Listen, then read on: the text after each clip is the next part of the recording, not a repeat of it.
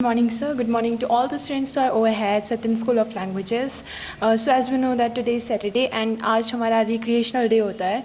तो सर आज हमारा मेन टॉपिक है, जैसे आपको बहुत सारे लेटर्स आते हैं, बहुत सारे बच्चे भेजते हैं, तो आप मतलब वो आपसे बहुत सारे प्रश्नों का उत्तर चाहते हैं. तो हमारे पास एक ऐसा ही लेटर है, तो मैं चाहती हूँ कि आप इसका उत्तर दें. इस लेटर में इसे लिखा है, थैंक यू सर, आपसे कम्युनिकेट करके अच्छा लगा. आपने हमें मोटिवेट किया कि स्ट्रेस को कैसे कम करें. बट सर मेरा एक सवाल है. सर कई बार ऐसा होता है कि हम कम्युनिकेट नहीं कर पाते, ना अपने पेरेंट्स से ना ही अपने दोस्तों से, जिसकी वजह से रात को नींद भी नहीं आती. एंड सर इस स्ट्रेस को कैसे कम करना है मुझे नहीं पता. So sir what's your opinion about that.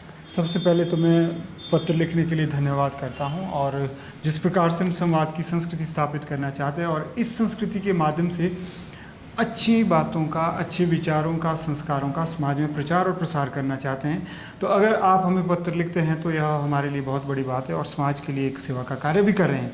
और जैसे आपने कहा कि ये कम्युनिकेट नहीं कर पा रहे हैं, तो इस मंच पर हम 3 बातें अक्सर कहते हैं कि शीर्ष साधना, शब्द साधना और शून्य साधना की ओर ध्यान दो.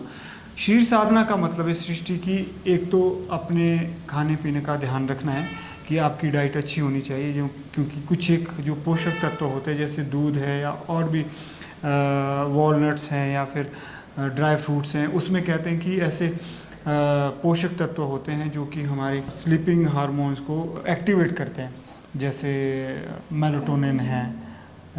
जैसे हम दूध पीते हैं तो उसके बाद हमें नींद आनी शुरू हो जाती है. इस तरह का शरीर साधना का मतलब ये है कि हम खाने पीने का ध्यान रखें और नियमित तौर पर सुबह की सैर करें.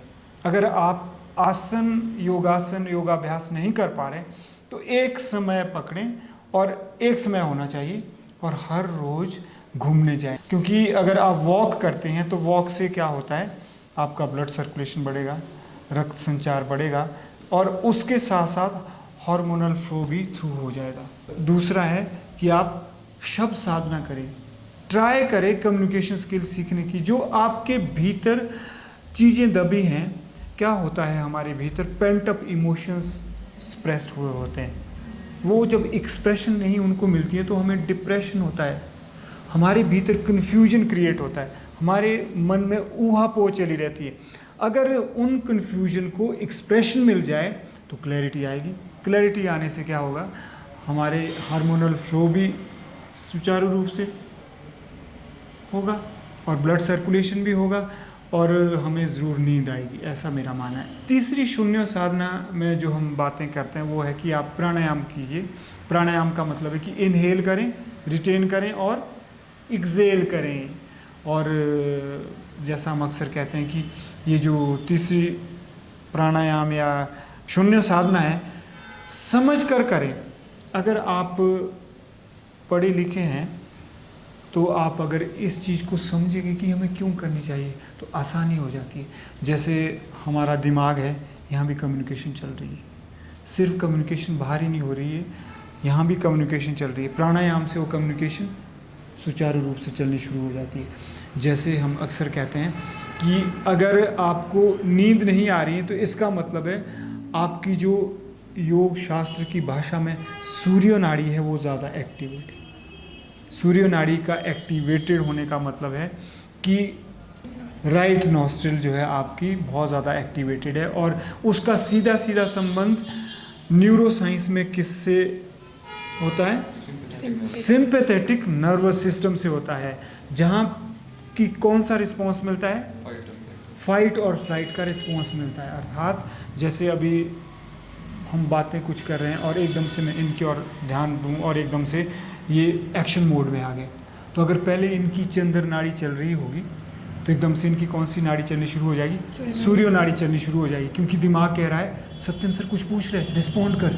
तो उस रिस्पॉन्ड करने के लिए एकदम से कौन सा नर्वस सिस्टम एक्टिवेटेड हो जाता है, सिंपैथेटिक नर्वस सिस्टम में फाइट और फ्लाइट रिस्पॉन्स हो जाता है. वो एकदम बोले कुछ बोल. तो उसी प्रकार से अगर नींद नहीं आती है तो माइंड रिस्पॉन्ड तो करे. नींद नहीं आती है तो इसका मतलब है कि आपका माइंड बहुत ही ज़्यादा रिस्पॉन्स कर रहा है, यानी फाइट और फ्लाइट आपकी इतनी ज़्यादा कि बहुत ही ज़्यादा सूर्य नाड़ी आपकी एक्टिवेटेड हो गई है। तो इसके लिए आप क्या करें, प्रतिदिन चंद्र नाड़ी भेदन प्राणायाम करें। चंद्र नाड़ी का मतलब है, शॉर्ट में कहना चाहूँगा, आप भी ध्यान दें कि योग शास्त्र में एक चंद्र नाड़ी होती है, दूसरी सूर्य नाड़ी होती है। चंद्र नाड़ी का संबंध सीधा सीधा न्यूरोसाइंस में किससे मानते हैं, पैरासिम्पैथेटिक नर्वस सिस्टम से मानते हैं। और सूर्य नाड़ी का संबंध सीधा सीधा किससे होता है, सिंपैथेटिक नर्वस सिस्टम से होता है। जो चंद्र नाड़ी और पैरासिम्पैथेटिक नर्वस सिस्टम में कौन सा रिस्पॉन्स मिलता है, रेस्ट एंड डाइजेस्ट का मतलब है। चंद्र नाड़ी का मतलब होता है moon. Moon is associated with calmness, cool mindedness, ऐसा ही बोलते हैं ना चंद्रमा। तो सीधा सीधा जो है इसका मतलब है कि योग शास्त्र की भाषा में, अध्यात्म की भाषा में, जो ये जो नाड़ियाँ कही ना मैंने, नाड़ियाँ, ये नाड़ियाँ होती है, एनर्जी चैनल होते हैं जिसमें हमारे प्राण प्रवाहित हो रहे होते हैं। प्राण मतलब ऊर्जा। तो इसका मतलब है अगर किसी के प्राण वो सूर्य नाड़ी और चंद्र नाड़ी और सुषुम्ना, 3 नाड़ियाँ अगर प्रभावित एक समान नहीं हो रहे, संतुलित तौर पर नहीं हो रहे, तो समझ लीजिए कि क्या हो रहा है, या तो आपको नींद नहीं आएगी, या फिर डिप्रेशन होगा, या फिर आप में बहुत ज़्यादा कौन से हार्मोन्स होते हैं, स्ट्रेस हार्मोन्स जो रिलीज होते हैं, कौन से होते हैं,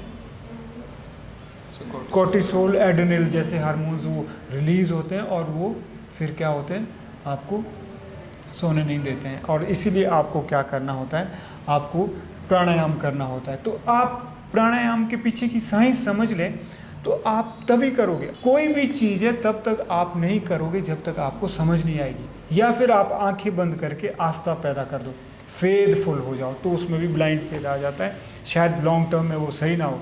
इसीलिए मैं तो ये कहूँगा कि पहले न्यूरो साइंस को भी समझो, योग शास्त्र को भी समझो, और उसके बाद अपने ऊपर काम करो कि अगर मुझे नींद नहीं आ रही तो क्यों नहीं आ रही है।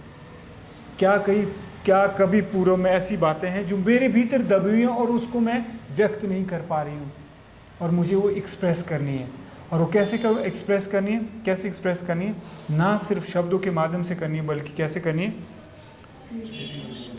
क्रिएटिव वर्क से करनी है, नृत्य से करनी है, संगीत से करनी है, पेंटिंग से करनी है, पोइट्री से करनी है, और भी बहुत सारे रचनात्मक कार्य हो सकते हैं। कुकिंग हो सकती है, डांसिंग हो सकती है, पेंटिंग हो सकती है, इवन क्लीनिंग हो सकती है, कुछ भी आप कार्य कर सकते हैं। In nutshell I would like to say कि आप शरीर साधना करें, शब्द साधना करें, शून्य साधना करें।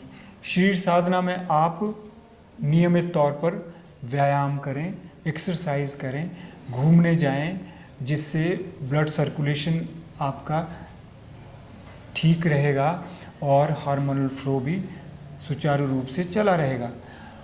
और खाने और पीने का भी ज़रूर ध्यान रखें, अच्छी डाइट लें। ये तो होगी शरीर साधना के अंतर्गत। और शब्द साधना के अंतर्गत हैं आप कम्युनिकेशन स्किल सीखें, संवाद करना सीखें।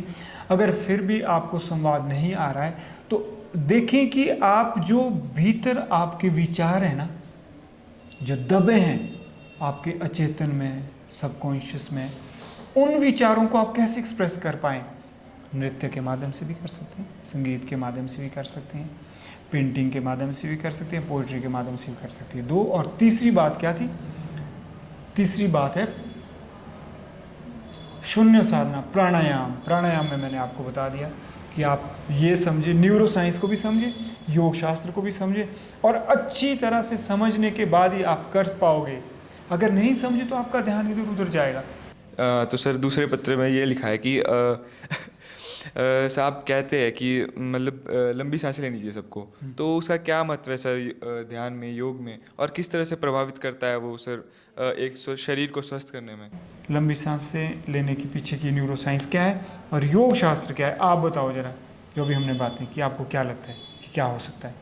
सर वही सर स्टेबल माइंड करता है सर, जो नाड़ियाँ हैं हमारी 2, तो उनको स्टेबल करने के लिए, ताकि दोनों एक साथ बिल्कुल काम करें। जो लंबी सांसें हम ले रहे हैं ना, इसका मतलब है कि हम योग शास्त्र के मुताबिक कार्य तो नहीं कर रहे, हम कर्सरली कर रहे हैं। मान लीजिए किसी में चंद्र नाड़ी बहुत ही ज़्यादा सक्रिय है, इसका मतलब है कि वो क्या बहुत कूल माइंडेड हो रहा है, बीपी लो भी हो रहा है उसका, वो काम बिल्कुल नहीं कर रहा है, ठीक है सब अच्छा चल रहा है, बस वो इतना कोई कुछ हो रहा है तो वो एकदम से रिस्पॉन्ड नहीं कर रहा है, प्रतिक्रिया नहीं दे रहा है।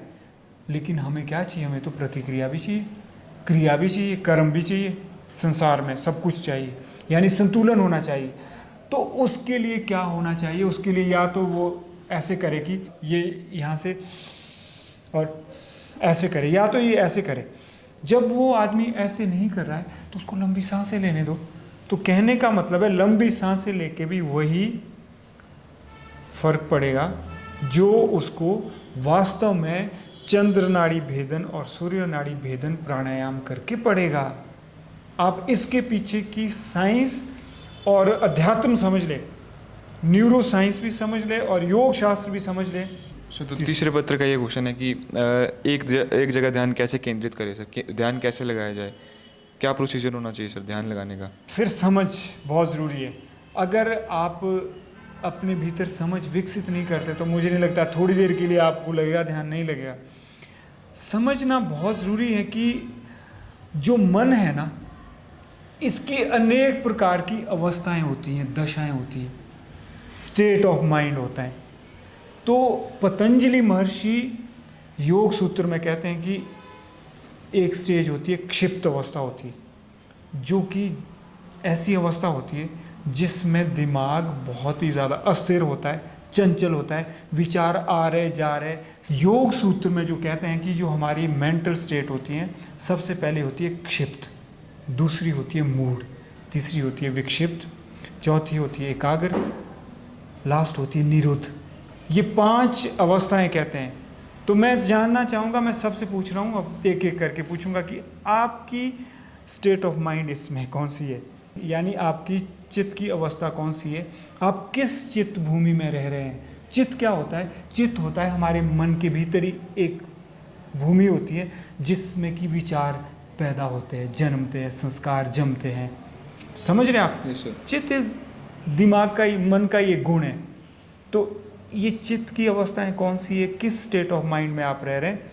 क्षिप्त मैंने बता दिया, सबसे अस्थिर और चंचल अवस्था है। दूसरी मूड।